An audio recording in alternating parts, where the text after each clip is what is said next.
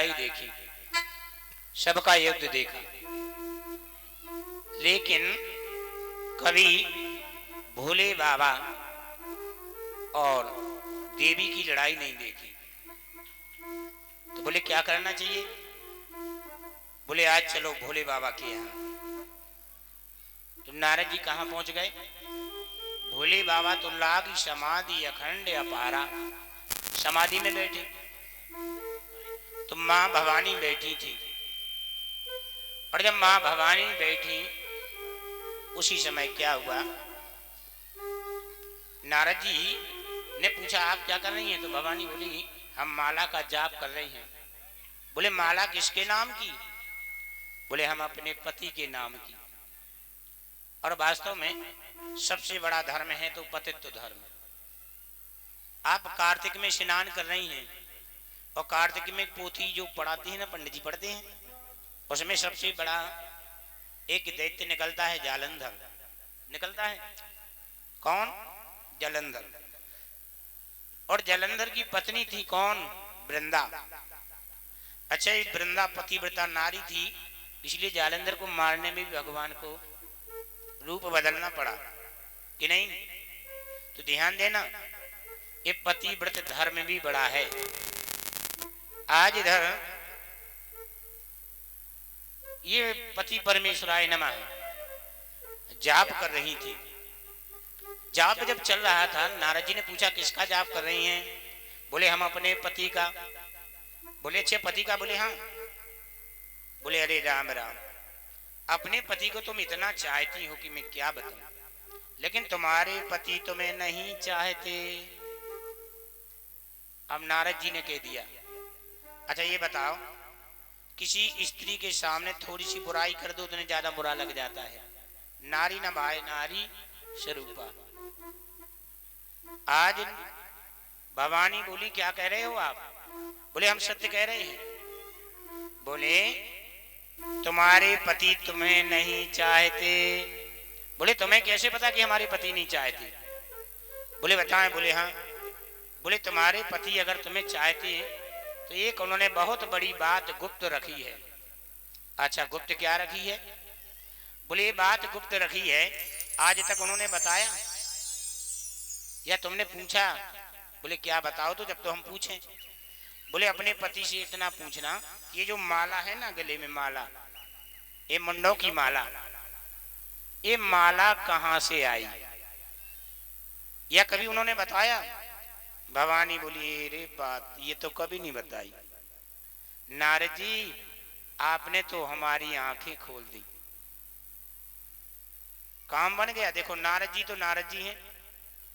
अब यहाँ देवी जी से कह के चले गए नारद जी, और जब शंकर जी आए, और शंकर जी जब आए तो देवी लाल क्रोध में बैठी। अब जब लाल क्रोध में बैठी, बालों को खोले हुए, शंकर जी समझ गए जब हमारे महल से, घर से नारद जी निकले हैं तो जरूर कुछ ना कुछ काला है, गड़बड़ है जरूर कुछ ना कुछ। तो पूछ रहे हैं अरे देवी बात क्या है? अरे बोले तुम एक तो झूठा प्रेम करते हो, ऊपर से पूछ रहे हो बात क्या है, तुम चाहते नहीं हो हमें। बोले देवी मैं कैसे बताऊं कि मैं तुम्हें कितना चाहता हूं, मैं कितना प्रेम करता हूं तुमसे। बोले अगर प्रेम करते होते तो एक बहुत बड़ी राज की बात तुमने छुपा ली, आज तक नहीं बताई। बोले क्या? बोले वो है, बताओगे तो हम पूछें। बोले बिल्कुल बताएंगे, और तुम पूछो बात क्या है। बोले बताएं। बोले ये तुम्हारे जो गले में माला है, ये माला कहां से आई? शंकर जी बोले ये माला में नहीं पढ़ो तुम, जब माला कहां से आई? अरे बोले बताओ तो सही। बोले अगर जब पूछना ही चाहती हो तुम तो सुनो माला कहां से आई। देवी इतनी बार तुम मर चुकी हो। क्या हो गई? जितनी जब माला बन गई इतनी बार तुम मर चुकी हो। सो देवी बोली हम मर गए? और बोले हमने तुम्हारे सिर को काटा और माला बनाते गए। बोले हम इतनी बार मर गए और तुम एक बेर ने मरे? माने हम इतनी बार मर गए कि माला बन गई, और तुम एक बार नहीं मरे, तुम ज्यों के त्यों बैठे माला ही पेरत रहे। अच्छा ये बताओ तुम क्यों नहीं मरते हो और हम क्यों मर जाते हैं? प्रश्न अच्छा पूछा, क्यों नहीं मरते हो तुम? शंकर जी बोले हमारे पास है अमर कथा। क्या है? अमर कथा है हमारे पास, और अमर कथा होने के कारण हम कभी मरते नहीं हैं। तब तो बोली ये अमर कथा हमें भी चाहिए। अब ध्यान देना, इसीलिए कहते हैं सबकी बस की बात नहीं है कथा सुनना। हम आप बैठ जाते हैं बड़े भाव से कि हमें सुनना है हमें सुनना है। अब जैसी कथा में बैठो एक गारंटी है मन कभी नहीं लगेगा, और ये भी है परीक्षित कोई बनेगा लेकिन श्रोता मजा आनंद दूसरा लेगा। प्रमाण है, प्रमाण कितने हैं? एक नहीं है कई है प्रमाण। सुनो, गीता कन्हैया ने किसको सुनाई? अर्जुन को सुनाई कि नहीं? लेकिन अर्जुन ने तो मन लगा के नहीं सुनी, तीसरे ने सुनी। कौन है वो? कौन है? हनुमान जी ध्वजा पर बैठ के सुनी। आज अभी जो कथा निकल रही है अभी ये देखना कौन सुन रहे हैं। बरहमेश कथा तीसरा सुनने वाला मिलेगा तुम्हें। आज जैसी कथा समझा रही है देवी को कि देवी तुम्हारी बस की बात नहीं है ये कथा सुनना। बोले क्यों नहीं है? तो जब सुनाओगे जब ही तो है। बोले तो सुनो, कथा जब चालू होगी ना तो 7 दिन तक एक आसन पर बैठ करके, क्योंकि जित आसनो जित श्वासो जित संगो जितेंद्रियो, कथा सुनने में ये 5 चीजें होना जरूरी है। कौन कौन सी चीजें? सबसे पहले आसन। हम कथा सुनने आते हैं तो सबसे पहले आसन जीतो। आसन हम कैसे बैठना है, कहाँ बैठना है? ऐसी जगह बैठो जहाँ बड़ी शांति हो, ऐसी जगह बैठो जहाँ शोर हल्ला ना हो, क्योंकि तभी तो मन लगेगा। तो जित आसनो, सबसे पहले आसन। आसन ऐसी लगाओ कि एक ही आसन में पूरी कथा हो जावे। ठीक है? अब ऐसी आसन नहीं लगाओ कि फिर गोड़े ऊपर फिर नीचे फिर आगे फिर पीछे। ध्यान देना, बढ़िया आसन लगा करके सुनो। फिर है श्वास। श्वास को जीतना। हर एक श्वास में भगवान का नाम सुमरण होना चाहिए। जित श्वासो। फिर संगत। फिर किसको जीतना है? संगत। फिर संगत को जीतो। हमें संगत कैसी बैठना है, कहाँ बैठना है? अच्छी जगह बैठो, अच्छी संगत करो। अब जब अच्छी संगत करेंगे तो फल भी अच्छा मिलेगा। मिलेगा कि नहीं? तो यहाँ संगत, और फिर इसके बाद में आ गई इंद्रिय। हमें अपनी इन इंद्रियों को जीतना है। अब इंद्रियों को जीतना तो बड़ा कठिन है। अब पता चला कि कानों को यहाँ सुनने में लगाए जो लो हल्ला में मन बिगड़ जाए। पता चला कि मन को यहाँ लगाए जो लो लगा कि पता चला कि अरे यार बक्सवाहा में मेला भरा है, तो वहां की पूरी दृश्य आकृति यहाँ आंखों में दिखने लगे। है कि नहीं? तो सबसे पहले मन को जीतो, और इन सब चीजों को जीतने के बाद में फिर हम कथा के अधिकारी बनते हैं। आज भवानी बोली नहीं आप तो कथा सुनाओ हम सुनेंगे, तो शंकर जी बोले हम सुना रहे हैं। लेकिन ध्यान देना, हमें कैसे पता चले कि तुम सो गई की जगह नहीं? बोले हम ओंकारी भरते रहेंगे।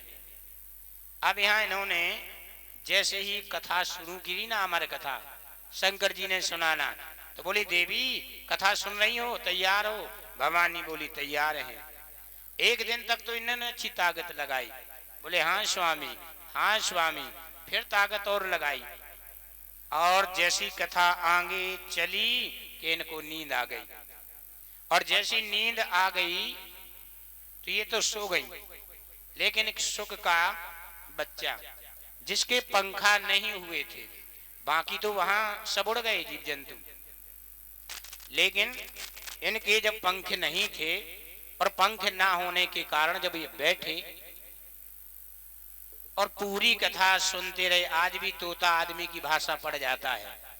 ये समझ गया अगर आवाज बंद हो गई बोले बाबा जग जाएंगे, तो भवानी की आवाज बनाई तोते ने और बोलता है, हाँ स्वामी, हाँ स्वामी। बढ़िया सुंदर आवाज आई। शंकर जी नहीं समझ पाए। और जब पूरी कथा हो गई 7 दिन की, और 7 दिन की कथा होने के बाद में यहां शंकर जी बोले सर्वदेव भगवान की। नींद खुल गई भवानी की। बोले प्रभु कथा कहां पहुंची? भगवान बोले कथा पूरी। तो बोले मैंने तो नहीं सुनी। बोले फिर किसने सुनी? तुम्हारा रूप बनाया, तुम्हारी आवाज बनाई, ये कौन है? भगवान को वहां क्रोध आ गया, क्योंकि झूठी आवाज। तो लेके त्रिशूल दौड़े, और जब त्रिशूल लेकर के दौड़ने लगे, शुक का बच्चा वहां से दौड़ता है कि हे प्रभु अब रक्षा करो, मुझे बचाओ। तीनों लोकों में जब घूमता है शुक का बच्चा, कहता है कि मेरा कोई ना, कि मेरा कोई ना सहारा बिन तेरे। हे प्रभु अब तो तुम ही बचाओ, कि मेरा कोई ना सहारा बिन तेरे। घनश्याम सवरिया मेरे, कोई ना सहारा बिन तेरे। घनश्याम सवरिया मेरे, मेरा कोई ना सहारा बिन तेरे। गोपाल सवरिया मेरे, मेरा कोई ना सहारा बिन तेरे। गोपाल सवरिया मेरे, गोपाल सवरिया मेरे, गोपाल सवरिया मेरे। नंदलाल सवरिया मेरे। लाल सवरिया मेरे, मेरा कोई सहारा बिन तेरे। गोपाल सवरिया मेरे। कोई ना सहारा बिन तेरे। नंदलाल सवरिया मेरे,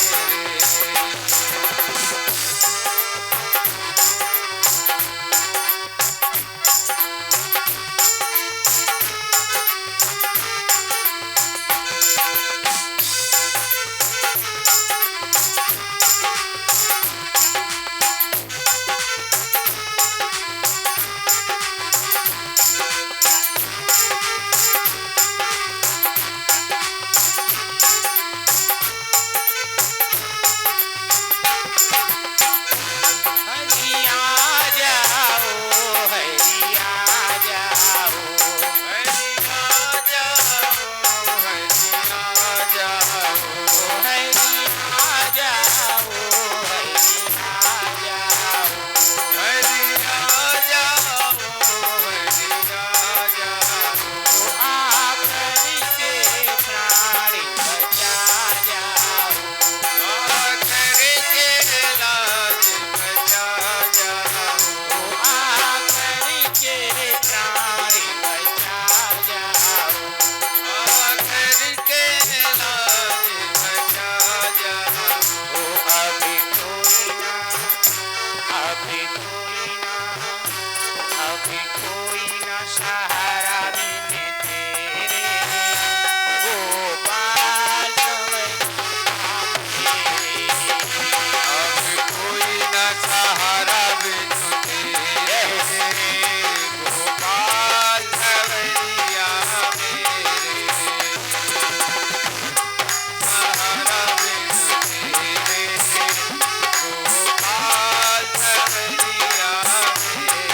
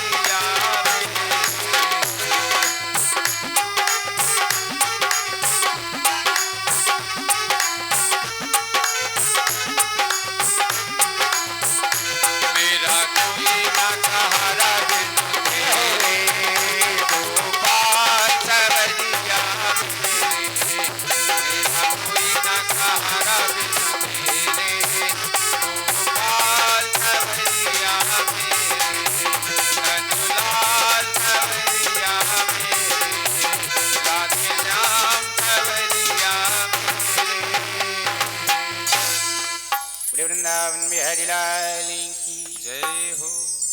आज तीनों लोकों में इन्होंने भ्रमण किया और जब तीनों लोकों में भ्रमण करते करते चलते जाते हैं आगे समझ गए यहाँ हमारे प्राण नहीं बचेंगे तो दौड़े और नीचे आए और व्यास जी की पत्नी जिनका नाम था पिंगला और ये ब्रह्म मुहूर्त में इनको जमाई आई।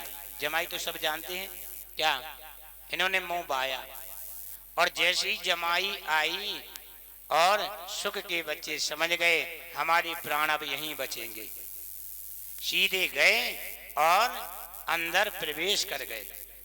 और जब अंदर प्रवेश कर गए और अंदर जाते ही क्या हुआ, भगवान से प्रार्थना करते हैं अब हमारे यहाँ प्राण बच जाएंगे। आगे क्या हुआ, आगे जैसे ही भगवान त्रिशूल लेकर के सामने खड़े और जब मारने लगे व्यास जी हाथ जोड़ के खड़े हो गए। बोले प्रभु आप ये क्या कर रहे हैं? बोले पता है, अरे इनके गर्भ में और एक पक्षी गया है, हो सकता है असुर बन जाए, दानव बन जाए, दैत्य बन जाए, तो इस पृथ्वी पर उत्पात करेगा, इससे इसको वध कर देते हैं। धन्य है यहाँ व्यास जी। बोले जहां आप खड़े हो और जिनके मुख से जिसने सुंदर शब्द सुन लिए हो, अच्छा आप ही बताओ क्या वो असुर बन सकता है? कभी नहीं। और जिनको आपका आशीर्वाद हो, जिसके पीछे आप दौड़े हो, गारंटी है उसके पीछे दुनिया दौड़ेगी। फिर व्यास जी जैसा सुंदर व्यक्ति हाथ जोड़ करके खड़े भगवान से बोले प्रभु आप क्षमा करो, यहाँ भगवान ने वरदान दे दिया, जाओ व्यास जी, ये पुत्र कोई साधारण नहीं होगा। बोले फिर अब जाओ, इस पुत्र का नाम तीनों लोकों में चलेगा। अरे व्यास जी के पुत्र कोई साधारण नहीं है।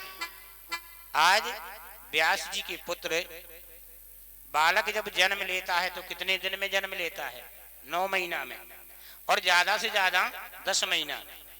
अब व्यास जी पुत्र जन्म नहीं ले रहे। बोले कितने समय निकल गए? बोले 1 साल 2 साल 3 साल। बोले नहीं, बोले 12 वर्ष। कितने? अब जब 12 वर्ष हो गए पृथ्वी पर अंधकार छा गया, अंधेरा हो गया। अब बोले भैया ऐसी क्या बात है कि ये जन्म नहीं ले रहे? भगवान स्वयं गए और जानते हो यहाँ सुखदेव जी महाराज इस गर्भ को क्या कह रहे हैं? ये गर्भ क्या चीज है? ध्यान से सुनना। इस गर्भ को नरक बताया है। नरक क्यों बताया? बोले जिस गर्भ में हम ठहरे हैं, रहते हैं, उसके बगल में मल भी पड़ा है। मल जानते हो नहीं? उसके बगल में मूत्र भी पड़ा है, उसके बगल में मांस भी है, रुधिर भी है। इन पंच तत्वों से जो बना हुआ ये शरीर है, उसके अंदर जब जाते हैं उसको देखते हैं बड़ा बुरा लगता है। और जो ज्ञानी व्यक्ति है वो कभी नहीं चाहता कि हमारा जन्म हो। ध्यान देना इस बात का। क्यों? क्योंकि गर्भ में जाना नरक है। आज तक भगवान को सुना कि भगवान गर्भ में गए? सुना किसी ने कि भगवान जन्म लेते हैं? भगवान क्या होते हैं? भय प्रगट कृपाला दीन दयाला। भगवान कभी जन्म नहीं लेते। बोले जन्म लेना बात अलग है और प्रगट होना बात अंतर है। हम जन्म जब लेते हैं तो कर्म के कारण लेते हैं। ध्यान देना, जन्म चाहे पशुओं से हो जावे, चाहे मनुष्य से हो जावे, जन्म होना तो क्या है? कर्मों का फल। और प्रगट होना अलग बात है। प्रगट तो सामर्थ्य वाला ही हो सकता है, समर्थ को नहीं दोष गुसाई। प्रगट सब नहीं हो सकते हैं। तो आज भगवान से हाथ जोड़ करके कह रहे हैं प्रभु एक बार देखना तो देख लिया नरक क्या होता है, गर्भ का द्वार क्या होता है।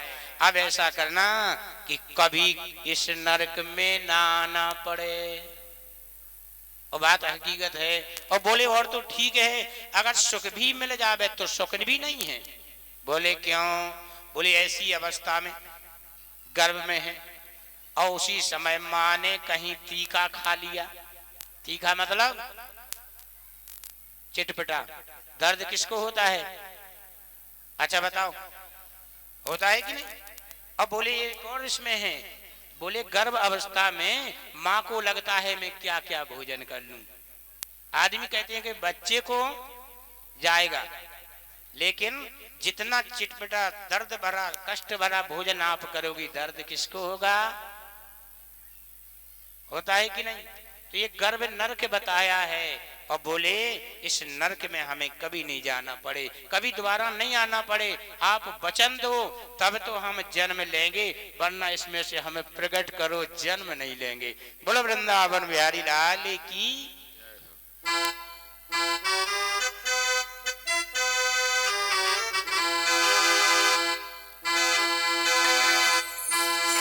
निर्बल होकर कोई जब उन्हें पुकारा है,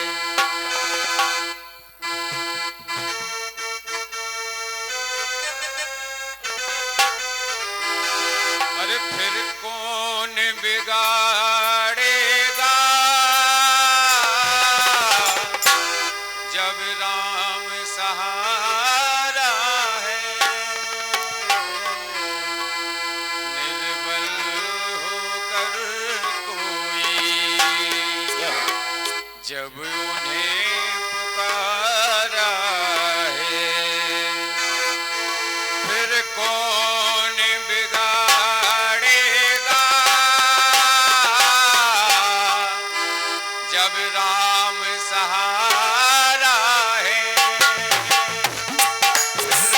कौन बिगाड़ेगा जब राम सहारा है।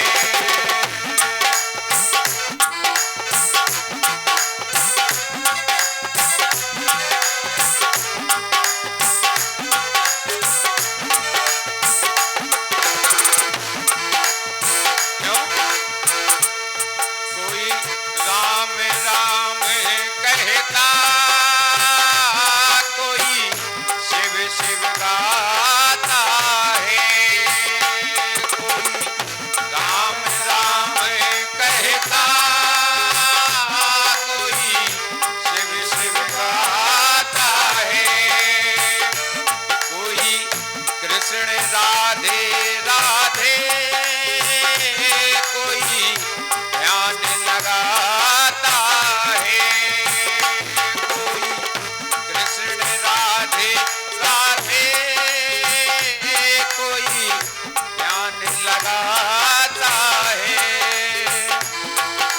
ये भी हम प्यारा है, वो भी हमें प्यारा है। ये भी हमें प्यारा है, वो भी हमें प्यारा है। फिर कौन बिगाड़ेगा जब राम सहारा है। फिर कौन बिगाड़ेगा जब राम सहारा है।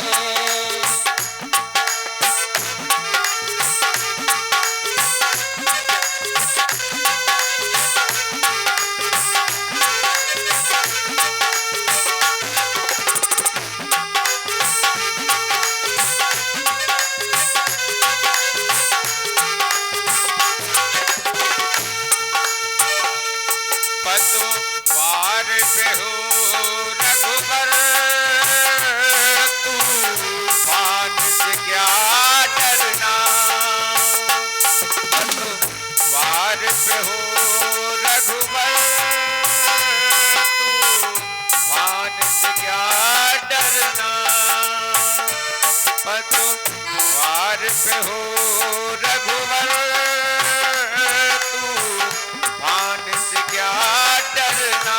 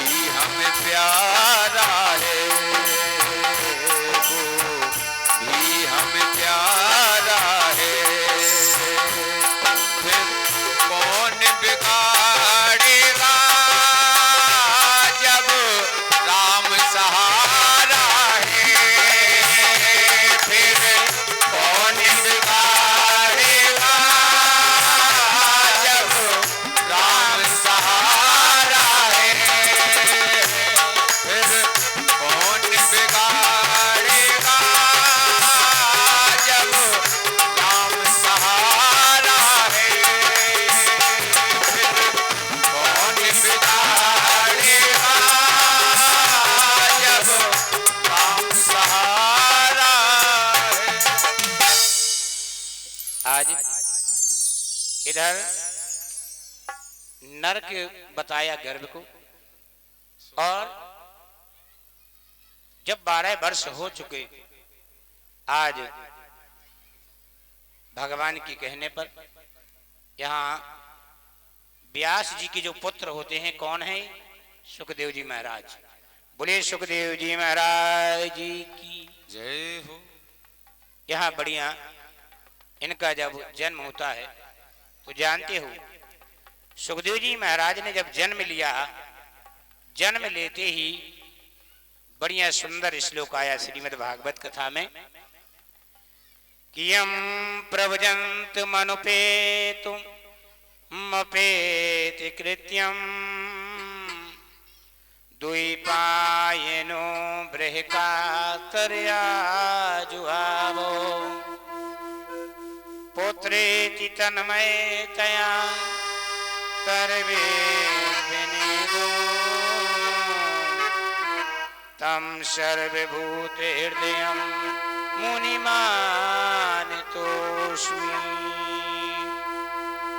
यम प्रव्रजन्त मनुपेतुमपेति कृत्यम द्वैपायनो बृहकातर्याजुहावो अपुत्रेति तन्मयतया सर्वे विनेदु तम सर्वभूते हृदयं मुनिमानितोऽस्मि। जब ये जन्म लेते हैं तो चारों तरफ देखा, मुझे बनाने वाला कौन है, मुझे प्रकट करने वाला कौन है?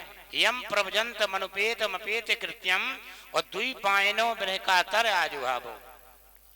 अब जानते हो सुखदेव जी, बालक जब जन्म लेता है रोता है, कहां कहां? सुखदेव जी रोए नहीं, सीधे खड़े हो गए, और जब चलने लगे तो कहते ना यज्ञोपवीत संस्कार हुआ। जिनको ये भी ज्ञान नहीं क्या घर क्या परिवार, और सीधे कहां? जंगल की ओर निकल गए। यम प्रव्रजन्त मनुपेतमपेति कृत्यम द्वैपायनो बृहकातर्याजुहावो पुत्रेति तन्मयतया सर्वे विनेदु तम सर्वभूते हृदयं मुनिमानितोऽस्मि। अब जिसका लड़का निकल जावे, पिताजी को कहां चैन? अब पीछे पीछे, हाय सुखदेव जी, हाय सुखदेव जी, व्यास जी पीछे पड़ गए। पुत्रेति तन्मयतया सर्वे विनेदु और तम सर्वभूते हृदयं मुनिमानितोऽस्मि। मेरे पुत्र जब पीछे पड़ जाते हैं, पीछे जाते जाते, और आप सुखदेव जी महाराज तो जंगल की ओर निकल गए। व्यास जी रास्ते में चले जा रहे थे, नारद जी की भेंट हुई व्यास जी से। नारद जी बोले, भैया आप क्या कर रहे हो, कहां जा रहे हो? बोले, मेरा एक तो बालक, और इतने वर्ष में बालक हुआ, और वो भी जंगल को निकल गया। नारद जी समझा रहे हैं, आज जो काम तुम्हें करना है वो तुम्हारा काम कौन कर रहा है? तुम्हारा लाडला, तुम्हारा लड़का कर रहा है। बोले क्या? वो जा रहा है तो भजन करने के लिए जंगल में। तो बोले फिर? बोले एक काम करो, तुम भी भगवान का भजन करो, तो तुम पुत्र के वियोग में मत घूमो।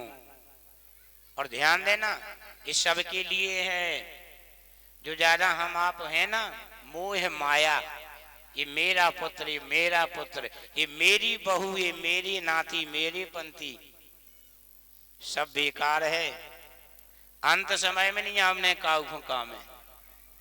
ध्यान देने की बात, यहाँ व्यास जी की समझ में आ गई, हमारा घूमना अब बिल्कुल व्यर्थ है। तो व्यास जी कहाँ रुक गए? वहीं रुक गए, अब मैं नहीं जाऊंगा ढूंढने के लिए। व्यास जी ने वैशंपायन नाम का एक आश्रम खोला, और उसी आश्रम में बच्चों को पढ़ाने लगे।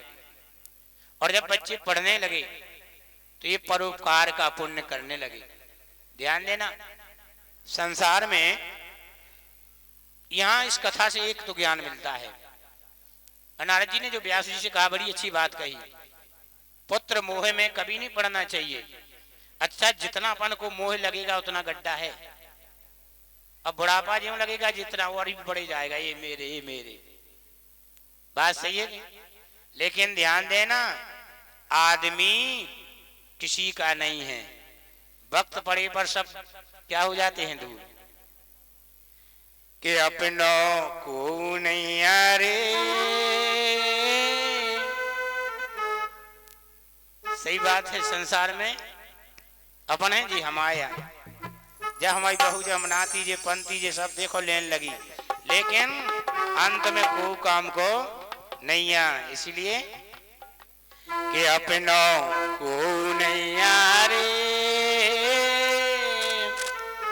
और बिना राम रघुनंदन अपनों को नहीं आ रे, अपनों को नहीं आ रे, बिना राम रघुनंदन अपनों को नहीं आ रे।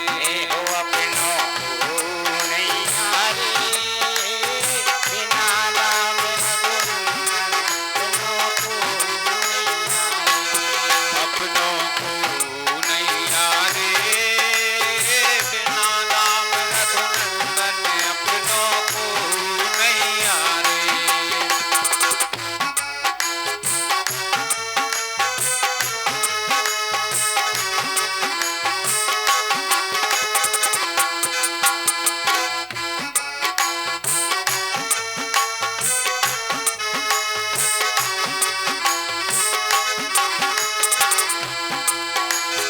नेकी करी गई चूल्हे में जे फल पाए बदी के, मानस से तो भले ही सुरी पथरा राम नदी के। ए मानस से तो भले ही